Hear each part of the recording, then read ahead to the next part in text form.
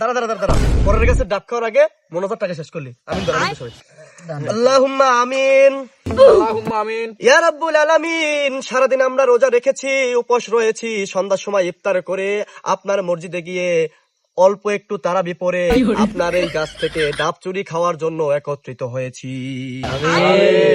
হে রব্বুল আলামিন, অনেকেই বলবে আমরা চোর, কিন্তু আমরা তো চোর না। কেন সেটা আমরা এখন প্রমাণ করে দিচ্ছি। এই দুনিয়ার মালিক কে? আল্লাহ। গোটা পৃথিবীর মালিক যদি আল্লাহ হয়, এই ডাব গাছের মালিক কে? আল্লাহ। হে মহান রব্বুল আলামিন, আমরা কারো গাছের ডাব খাই নাই, আমি আপনার গাছের ডাব খাইছি। আপনার কাছে শুকরিয়া তান আদায় করে সকলে বলি আলহামদুলিল্লাহ। আলহামদুলিল্লাহ। আল্লাহ, আমরা কিন্তু আপনার কাছে ডাব খেয়েছি, আপনার কাছে শুকর আদায় করেছি। তারপরও এলাকার কিছু মুরব্বীরা, কিছু মানুষ আমাদেরকে নিয়ে সমালোচনা করবে, আমাদেরকে চোর বলবে। তাদের বিচার আল্লাহ আপনি কাল কিয়ামতের দিন হাসরের ময়দানে আমাদের সামনে করবে। আমিন। আল্লাহ, আমাদের এই ডাব খাওয়ার এই মোনাজাতকে কবুল ও মঞ্জুর করে নিন।